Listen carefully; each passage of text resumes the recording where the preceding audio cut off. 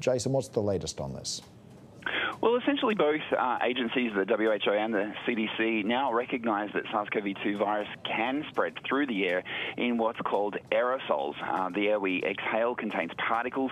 The biggest particles are the ones that we can see. There's big splatters of spittle. They fall fairly fast, but the aerosols are invisible to the naked eye, and they can be carried further and stay aloft longer, depending on things like humidity, temperature, and airflow. So these are the pathogens in the air that health authorities now recognize as being a source of concern.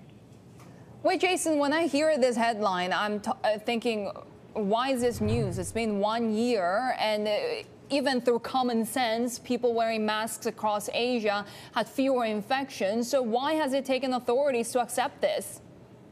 Well, the evidence for aerosol transmission has been gathering over the past year. We've seen people getting infected in hotel quarantine, restaurants, choir practice, on buses, and things like that. And I think it's just this this body of evidence that has persuaded authorities to accept that aerosol transmission is occurring.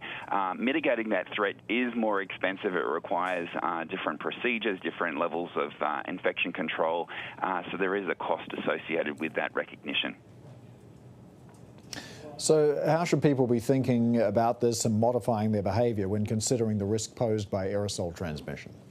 Well, it's really recognizing places where aerosol transmission is more likely to occur, and we're talking about confined indoor spaces with poor ventilation.